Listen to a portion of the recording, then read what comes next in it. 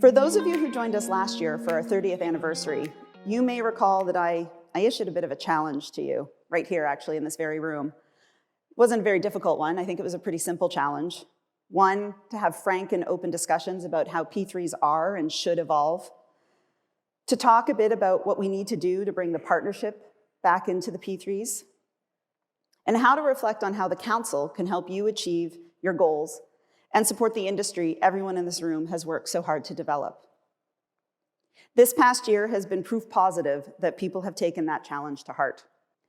I think it's important to note that the discussions I've had with members over the past year or more have indicated a clear commitment from both sides of the table to P3s and a desire to design Canada's next generation of projects that provide value to taxpayers. A lot of the conversation or the discussion around where the challenges have been and everything, I guess the message I want to kind of send out to this wider group is they don't exist in the same way on social infrastructure.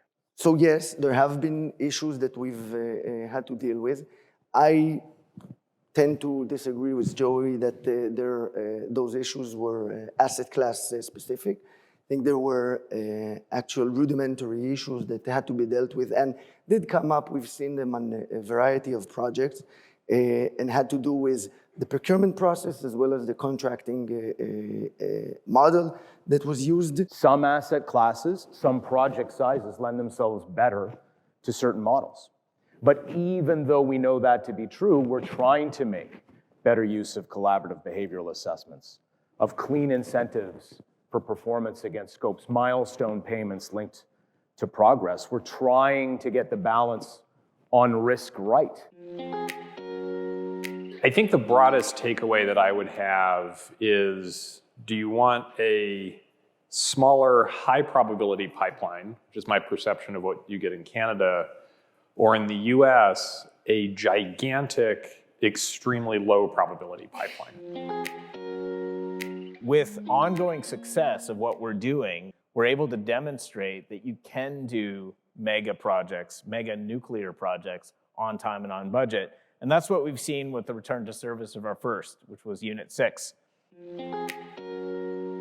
From all the work that Andy and I did in the review, we believe that that partnership should be hard-edged and have a productive relationship underpinning it.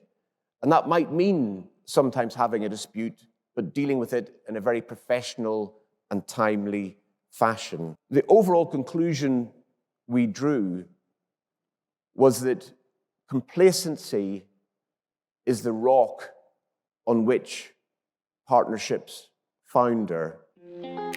The big thing that hit me from both his presentation and the report that they put out was the disparity between what the public sector maybe thinks is going on in a project versus what the private sector thinks.